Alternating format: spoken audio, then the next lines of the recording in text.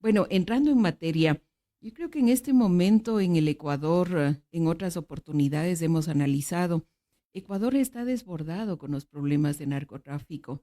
El presidente Petro ha dado información sumamente preocupante en la cual se puede observar que el desplazamiento del narcotráfico de Colombia hacia otros países del sur, y nosotros somos frontera. Pero en este contexto en el cual estamos viendo niveles de violencia, estamos viendo que Ecuador se ha transformado en un lugar, en un centro para la salida de la droga, pero también de eso, con todos estos problemas que existen de criminalidad en el país, el Consejo de la Judicatura está atravesando una de las crisis que viene ya desde hace algún tiempo atrás con este juicio político a Mario Godoy Naranjo. Y recordemos que él, dentro de su designación, también fue un proceso que el Consejo de Participación Ciudadana tuvo varios problemas y después realmente una falta de consenso, pero un cambio de votos que se dieron para que él pueda estar al frente del Consejo de la Judicatura.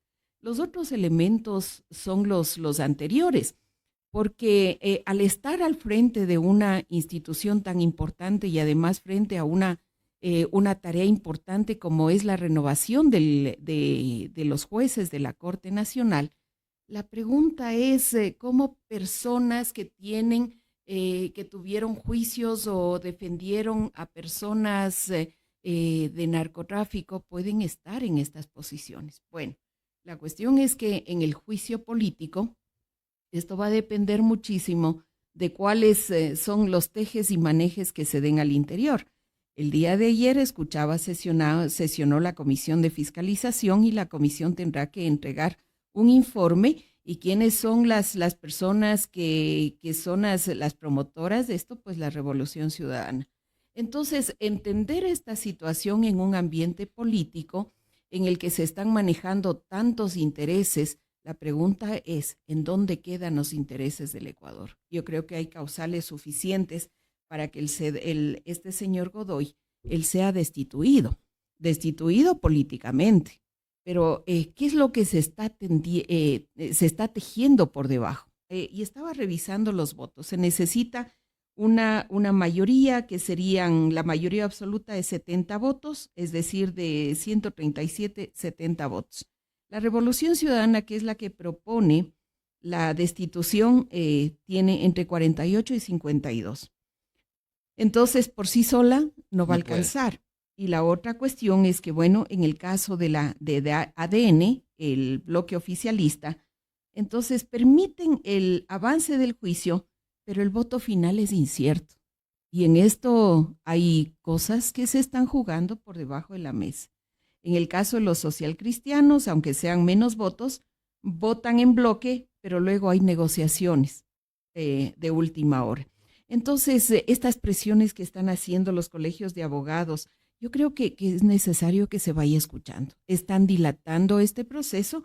Al 20 de febrero esperaríamos que se determine si Godoy permanece o no en el cargo. Estamos en este momento en una fase de pruebas, pero la estrategia posiblemente es dilatar para movilizar votos a favor. Doctora, así es que ahí están los votos del gobierno. Esos son fundamentales. Es decir, sería incierta la suerte del presidente de la Judicatura con esta situación, pero ¿qué va a pasar? O sea, finalmente nos preguntamos con la actitud del partido oficialista, porque usted lo decía claramente que hay argumentos más que suficientes para que los ecuatorianos desconfiemos, y la otra es de que una persona que está cuestionada inclusive por tener presuntos vínculos con el narcotráfico dirija la justicia en el país. Fíjese lo que es el caso de jueces, como este juez que denunció el caso, y que a la final él tenga que huir del país porque su vida está amenazada, entonces, y que tenga que renunciar y que no se le haya aceptado la renuncia.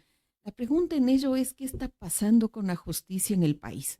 Y creo que ahí en este secuestro y en esta permeabilidad que ha tenido el narcotráfico a todos estos estamentos que son sumamente importantes, ponen en riesgo aún más las condiciones del país. Entonces, la nominación de los jueces de la Corte, por ejemplo, ¿no es cierto?, que estaría a cargo del Consejo de la Judicatura.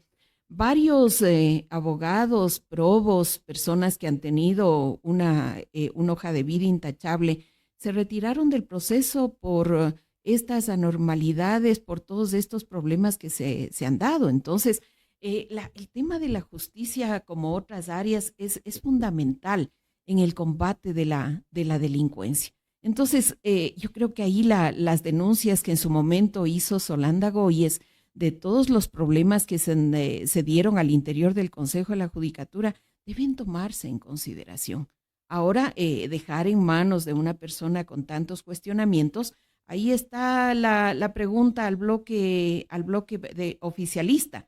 ¿Cuál va a ser su posición frente a lo que dicen el combate que están dando al narcotráfico, a la violencia en el país? Este es el momento en el que hay que ver cómo vota cada uno de los bloques, cómo vota cada uno de los asambleístas, y que ahí la historia juzgue cuál va a ser la posición. Estamos a la espera de qué es lo que sucede en la Comisión de Fiscalización. Una vez que ellos emitan el informe, si es que es favorable, procede el juicio político, y si no es favorable, pues quedará ahí en el archivo. Vamos a ver cómo se van moviendo las fichas en estos próximos días. Doctora, los ecuatorianos deberíamos estar vigilantes ante esta situación, porque hablar de justicia es hablar de, o sea, algo fundamental en un país, en una sociedad democrática.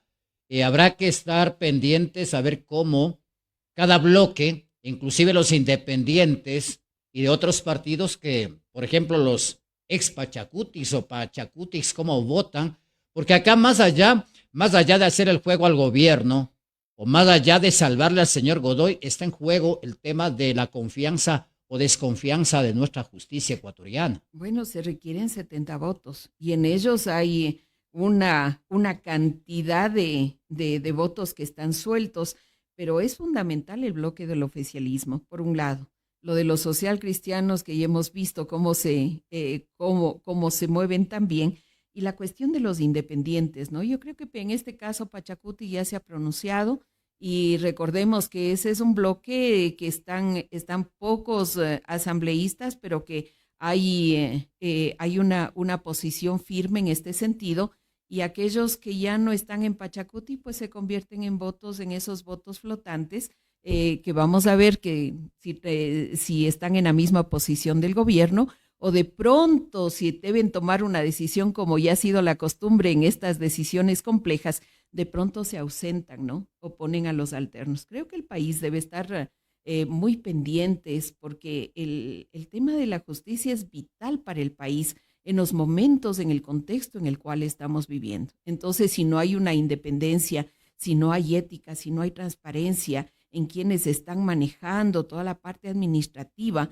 de la judicatura, pues estaremos perdiendo una batalla y dejando que sea un campo libre para el narcotráfico, la delincuencia en este país. Ahora, doctora, ya se ha venido un poco advirtiendo de que en este proceso de presentación de pruebas del señor Godoy en la Comisión de Fiscalización, se nota ya de que el oficialismo, sí, a toda costa como que busca salvarle al señor Godoy. Y eso sería realmente lamentable. Eso podría traer consecuencias muy graves de parte del gobierno contra la justicia de un país.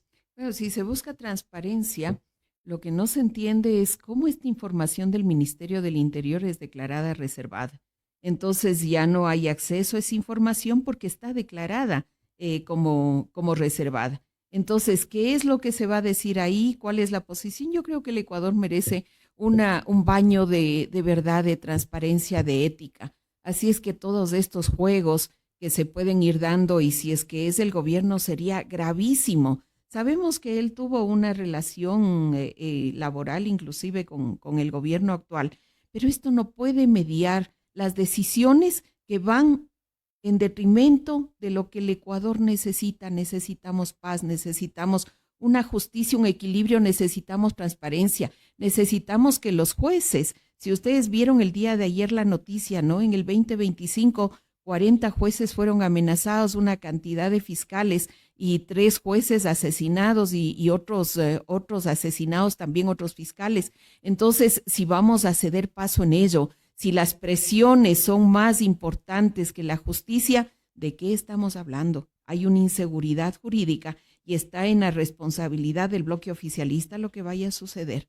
Y creo que esto es el momento histórico para que ellos realmente demuestren que están trabajando porque se cambie el contexto actual que tenemos en el Ecuador. Y ahora más que nunca que vivimos una inseguridad total en este país, Así yo creo es. que la justicia debe tomar un nuevo horizonte y con alguien que garantice realmente que la justicia está del lado del pueblo, junto al pueblo, en defensa del pueblo y no de los narcotraficantes de este país, doctora. Exactamente. Entonces, yo creo que eso debería entender el partido oficialista más allá de defender intereses del gobierno o de, en este caso, de Godoy. Así es. Entonces, estos intereses, recordemos que detrás de cada persona que llega a estos espacios hay unos intereses. Entonces, ¿quiénes son los que están moviendo el que él se pueda quedar? Porque hay, como habíamos dicho al inicio, hay pruebas suficientes. No solamente es de este juez, sino inclusive los colegios de abogados han pedido que se cambie. Creo que ha habido una gran cantidad de escándalos como para preguntarse si realmente es proba la gestión que está realizando o cuáles son los intereses que le están moviendo. Entonces, cuando ya hay cuestionamientos de este tipo, en el primer personero del Consejo de la Judicatura, que además está a cargo de la renovación del Consejo de la Judicatura de los jueces nacionales, preguntémonos lo que está pasando en el país. Ojo con ello. El tema es realmente, ahora estamos en manos de la decisión del gobierno, del oficialismo, del bloque de ADN. O sea, de eso depende todo. No pueden lavarse las manos. Entonces, los votos que ellos tienen, si no estoy mal, a ver, aquí sería 18-22, vayan sumando nomás, más la posición de del Partido Social Cristiano, de los independientes, más los otros partidos que ya se han pronunciado, el partido Pachacuti, entonces ya ha definido también sus posturas. Entonces, veamos, ¿no? Veamos cómo ahora, se da. Si hacemos cuenta, doctora, la decisión porque eso es cuestión de votos, fiscalización. porque ese es un juicio político. A ver, hablando de votos, si está la Revolución Ciudadana, si se mete Pachacuti, Social Cristianos y algunos otros independientes y se queda fuera el ADN, no se logran los votos tampoco. No se alcanza. No se alcanza. Si son los 70 votos. Para la censura y destitución. Ahora, inclusive el voto de ADN, como ha pasado algunas de las leyes, se ha hecho con independientes y con los otros acuerdos, ¿no? Y la bancada de Revolución Ciudadana se ha quedado fuera. Es decir, entonces, obligatoriamente se necesita los votos de ADN. Y ahí le queremos ver al gobierno a través de su bloque oficialista. Exactamente. Doctora, si me permite, cambiemos de tema. Ahora, el gobierno, en este contexto, el gobierno ha enviado a la Asamblea un proyecto de ley, 2 proyectos de ley de económico urgente. Uno de ellos habla sobre la eficiencia del gasto, habla de reformas al Código Orgánico de los Gobiernos Seccionales. ¿En qué medida esta ley podría beneficiar para mejorar la eficiencia y calidad de la inversión y reducir un poco el gasto de los gobiernos seccionales del país, llámese municipios, gobiernos provinciales y también las juntas parroquiales? Miguel, permítame dar un esquema de cómo funcionan los gobiernos locales, ya con toda la experiencia y además en el 2010 cuando se estableció el Código de Ordenamiento de Organización Territorial, Autonomía y Descentralización. Lo que se pretendía en el COTAD, era bajar la Constitución del 2008, bajarla a competencias y a una forma de planificación de los gobiernos locales.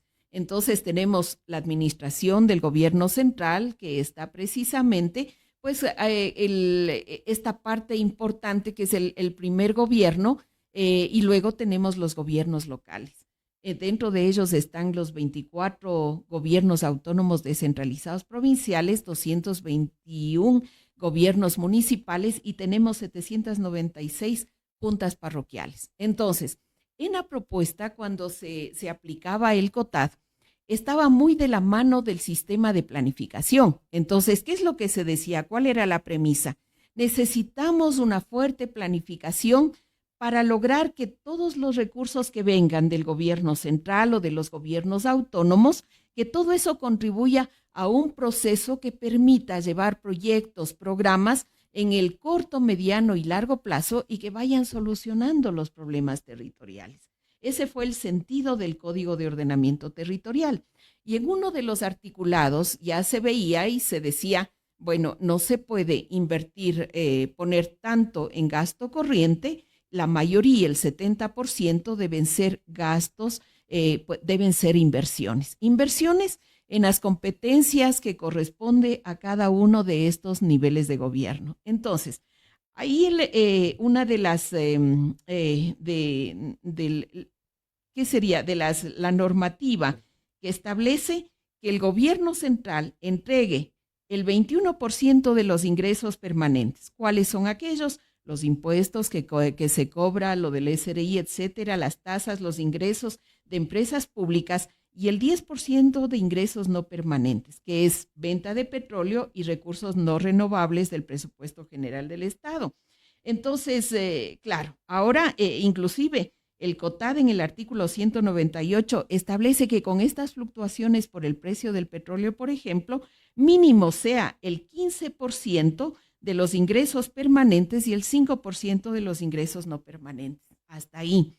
Ahora, la narrativa, cuando presentan este proyecto de ley, es que se está gastando en fiestas, en celebraciones, pero yo creo que en ello, atrás de esa narrativa, por supuesto, si a usted le dice, vea, se están gastando en tarimas, se están gastando en comida, como este escándalo de los hornados que costaban tanto, o qué sé yo, que se pagan $200,000 por la presentación de un artista en lugar de pensar en proyectos que estén, claro, que sirva para la población. Entonces, esta es como el caparazón en el cual se esconde. Pero recordemos que dentro de los gobiernos locales hay elementos: autonomía política, administrativa y financiera. Estos tres para gestionar el territorio. Entonces, aquí viene la cuestión. ¿Cómo se establece de este porcentaje que pone que el Estado, no el gobierno, sino el Estado, le entrega a los gobiernos locales? Pretenden que, dice, hasta el 2029 para los municipios, prefecturas, se llegue hasta el 2029 con el 70% del presupuesto y en los más pequeños hasta el 2030. Pero la cuestión es, ¿qué implica gasto corriente? A ver, vamos a ver. La reforma dice, en el clasificador de presupuestos de ingresos y egresos, ¿qué es lo que se puede poner? Bienes y servicios para inversión. Entonces, las compras necesarias para mantener infraestructura pública, servicios básicos, los viáticos, subsistencias, traslado de maquinaria, obra pública, construcciones directas de infraestructura, carreteras, sistemas de agua potable, alcantarillado, otros ingresos de inversión como estudios técnicos, por ejemplo, la fiscalización de proyectos, los bienes de larga duración, vehículos, computadoras, etcétera, etcétera. Sí, hasta ahí. La pregunta viene, aquellos municipios, como por ejemplo el del Distrito Metropolitano, que tiene en nómina profesores que están en colegios, en escuelas municipales, en el sistema de educación municipal, ¿qué es lo que va a pasar? Entonces, lo que no se considera gasto corriente, ¿no? Sueldos y salarios, sobresueldos, aportes del IES, indemnizaciones, entonces mantenimiento operativo, alquileres de oficinas, suministros de oficina, publicidad y propaganda, en el cual dice que hay una restricción en campañas de comunicación institucional, publicidad en medios y redes sociales, producción de eventos de rendición de cuentas, ojo, lo que la narrativa para poner a favor al pueblo, eventos y festejos, que es este punto de discordia, gastos en fiestas patronales o de fundación, contratación de artistas o tarimas, logística de eventos que no tengan un retorno de inversión en infraestructura física directa. Entonces, esto no entra en gasto corriente. No entra en el gasto corriente. Entonces, la cuestión aquí no es solamente el tema de la contratación, que por supuesto que no se puede malgastar los recursos del pueblo, más todavía cuando tenemos tantas restricciones. Pero la cuestión en ello habría que preguntarse, a ver, si es que hay una reducción de nómina y que va a ser hasta el 2029, ¿qué pasa con los, por ejemplo, con estos profesores que son contratados en ciertos municipios que tiene el sistema de educación? Entonces, ¿qué pasa con aquellos, con aquellos funcionarios que están destinados a centros infantiles? Entonces, a otros proyectos que requieren de talento humano y que requieren de ese talento para que funcione. Así es que yo creo que ahí la cuestión, vuelvo al tema de la planificación. Cuando pensamos en una planificación, no pensamos únicamente en la cuestión de la construcción de vías o la construcción de infraestructura. Estamos hablando de un tema integral en las cuales las condiciones de salud, las condiciones de educación, las condiciones de ambiente debería tomarse como un punto fundamental del desarrollo del territorio. Entonces, temas de capacitaciones, por ejemplo, ¿no?, que requieren de personal. Entonces, con esto, ¿qué es lo que quiero decir? Que no se puede poner en el mismo saco a todos los gobiernos y debería tomarse más bien el sentido que tuvo el COTAD cuando se llegó a establecer un proceso de planificación en los cuales se les obligaba a planificar, a tener un plan de desarrollo y de ordenamiento territorial. Y claro, ahí la propuesta que se hizo con Paco Moncayo, cuando se estableció el COTAD en asamblea para la aprobación, a ver, veamos el nivel de eficiencia. Usted está cumpliendo con su plan de desarrollo, entonces perfecto, usted recibe los recursos. Si no está haciendo esto, si está desviando proyectos o recursos para otros proyectos que no están dentro de un proceso de planificación, no va a recibir los recursos. Eso requiere de eficiencia. Ahora, por supuesto que también está el otro elemento. Tuve la oportunidad de trabajar un buen tiempo y mantener la oficina inclusive en el municipio de Riobamba. Recuerdo que ahí las dependencias, habían un número de personas que iban cumpliendo con sus funciones. Pero luego si vemos que esto se infla y que tenemos 3, 4, 5 veces más del personal necesario, la pregunta es cuáles son las decisiones que se están tomando en cada uno de los gobiernos locales. ¿Para qué? ¿Para hacer una agencia de empleo o para buscar la eficiencia de la institución? También hay ese tipo de problemas.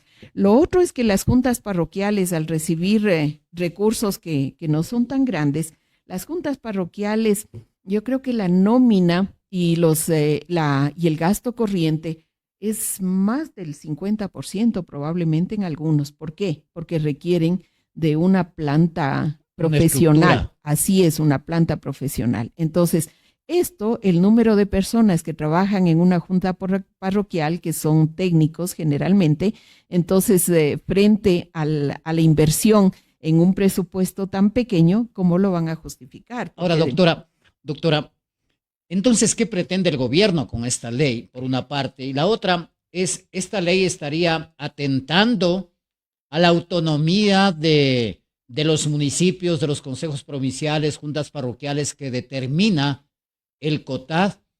¿Podría llegar o darse el caso de que los gobiernos parroquiales, por ejemplo, puedan desaparecer? Bueno, yo creo que ahí habría que ver cuál es la intención y basémonos en las cifras. Y estas son cifras del Banco Central, por tanto, cifras oficiales. En el 2024 los GATS recibieron, los gobiernos autónomos descentralizados, recibieron 5.497 millones de dólares. En el 2025 recibieron 4.317 millones de dólares. Y escuchando a la prefecta de Cotopaxi, ahora tienen 2 meses de retraso en el pago. Entonces, ¿cómo se busca que cada 3 meses se pueda llenar todos los formularios y puedan ser evaluados si es que los recursos no están llegando? Entonces, obviamente, si hay un retraso de 2 meses, no va a haber recursos para que puedan ser invertidos, por un lado. por el otro lado, también esto como que va, recuerde que ya las seccionales tenemos en el 2027, las elecciones, entonces hay ciertas dedicatorias a ciertos gobiernos locales. Entonces, las cosas así no pueden funcionar. Yo creo que en ello, si es que somos conscientes de que existe menos recursos por la fluctuación del petróleo, porque no hay inversiones en el sector petrolero y eso nos complica, hay menos barriles, etcétera, etcétera. Pero la cuestión es en ello encontrar unos puntos de diálogo para que se pueda ir mediando y que se pueda ir mejorando la eficiencia del gasto también, desde el gobierno central hasta los gobiernos locales. Yo creo que solamente de esta manera podemos ir trabajando un sistema de planificación en el cual cada dólar que ingresa sea un dólar que sea bien invertido y que no sea una cuestión de agencias de empleo de los gobiernos locales o de quién va al poder para colocar e ir inflando más a las instituciones. Es decir, esta ley debería ser para todos, no solo para los GATS. Esta ley debería también aterrizar en los ministerios. O sea, porque en definitiva, si hablamos de eficiencia del gasto, también yo creo que no son solamente los municipios, es el gobierno central quien mayormente gasta a través de los diferentes ministerios y invierte menos y gasta más. Entonces yo creo que los ecuatorianos sí deberíamos un poco demandar del gobierno mayor seriedad, mayor responsabilidad en el manejo de estas leyes que no estén direccionadas, sino más bien que sean por el bien del país. Por supuesto. Y fíjese cómo en el espíritu del Código de Ordenamiento Territorial se establecía el fortalecimiento de la planificación del país. Entonces, están los ingresos que se recibe a través del Estado y también la asignación a los gobiernos locales, pero en función de la eficiencia, pero del cumplimiento de programas y proyectos. ¿Eso qué implicaba?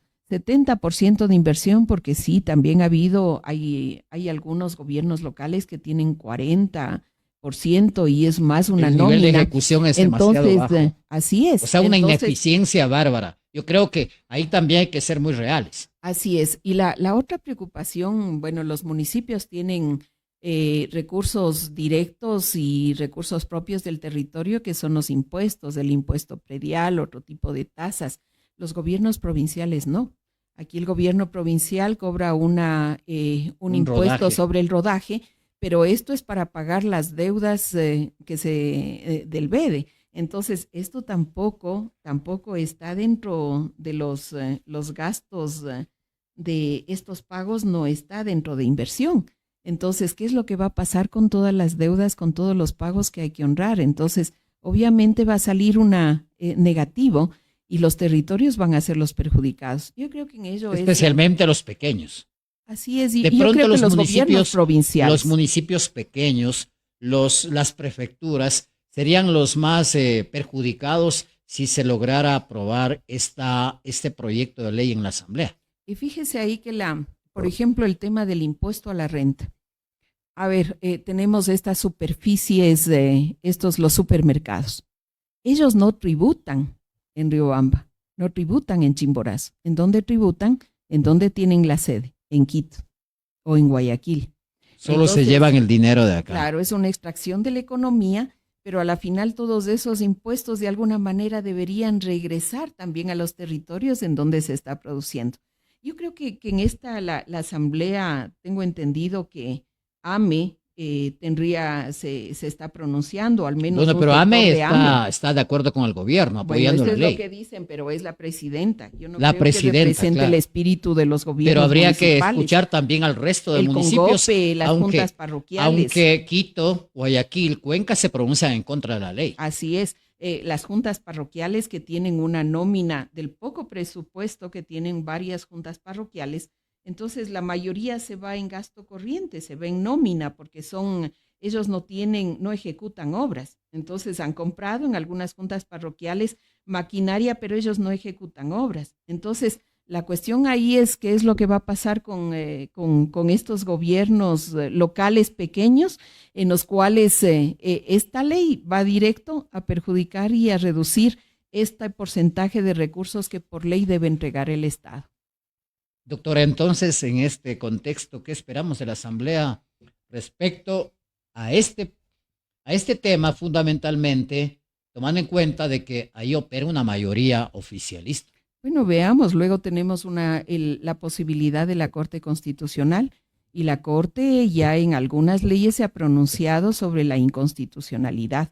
Realmente este artículo que ya contempla el COTAD, en el cual es el artículo 198, dice que el 70% se debe utilizar en inversión pública. Entonces, claro, ahí en la parte de la autonomía, y ahí los gobiernos locales tienen la libertad de poner en las inversiones, pero tienen también una camisa de fuerza que es la planificación territorial. Entonces, están dadas las condiciones, yo diría más bien para el país, es importante fortalecer un proceso de planificación y que ese proceso de planificación tenga controles sobre el tipo de inversiones que están haciendo cada uno de los gobiernos locales. Y eso significa que una planificación, un sistema de planificación eficiente para el país le va a permitir que logremos proyectos, programas que a pesar del gobierno que venga, que no se vayan a cambiar y que las inversiones continúen.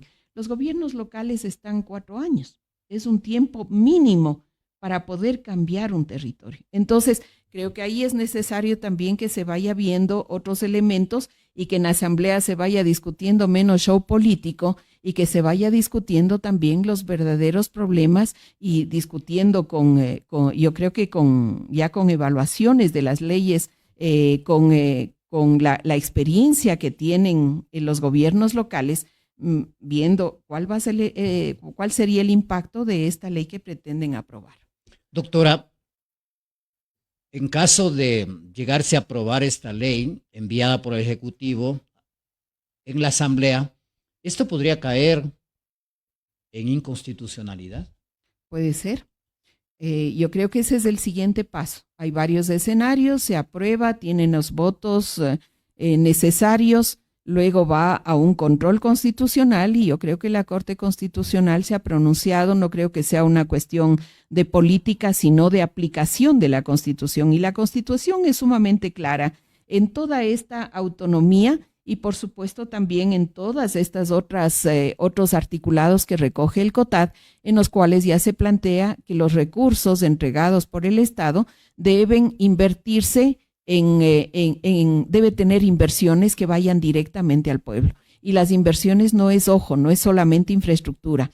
El tema de educación, mejorar la calidad, que hay también algunas competencias concurrentes que se pueden dar dependiendo de las condiciones del territorio. Entonces, las condiciones de salud. Obviamente, salud, la rectoría la tiene el gobierno central, pero los gobiernos locales no es que se pueden abstraer, por ejemplo, en el tema de violencia, de reducción de la violencia. Hay temas entonces no es un lavado de manos, tienen que meter mano ahí. Por supuesto, no es un lavado de manos decir, bueno, como suelen decir, no, esta no es mi competencia exclusiva, pero ojo, hay competencias concurrentes que si afecta al territorio, todos los gobiernos deben estar ahí. Entonces, el tema seguridad, el tema salud, el tema educación, el tema ambiente. Son los pilares fundamentales para el desarrollo de los territorios, para el desarrollo del país. Entonces, ahí estaría topando otros temas, pero creo que es necesario que ahí nos sentemos con paciencia, con tranquilidad y que veamos realmente cuál es el camino que podemos tener. Sí, que hay gobiernos locales de escándalo en los cuales se gastan pues no sé cuánto para pagar un artista. A ver, señores, eso no puede continuar, eso hay que controlar. Entonces, y lo otro también, el tema de que tienen que transparentar estos procesos. Tienen que transparentar los procesos, a ver, si es que hay una actividad artística que me va a generar un impacto, entonces eso se mide, se planifica. No es una cuestión porque a mí me gusta este artista, entonces como si fuera plata de mi bolsillo, contratando con sobreprecio. Entonces ha habido de todo también. los niveles de corrupción han llegado también a los gobiernos locales y ustedes saben que eso tampoco se puede tapar el sol con un dedo. Entonces hay que hablar con toda esa claridad y ver cómo se van trabajando también normativas o se va trabajando controles que permita que esto no vaya a suceder más. Entonces, con ello creo que es también el tema de la participación ciudadana. Entonces, los presupuestos participativos, ¿qué es lo que va a suceder? Entonces, hay muchas cosas, muchas aristas que estaremos pendientes también de lo que vaya a suceder en la Asamblea Nacional.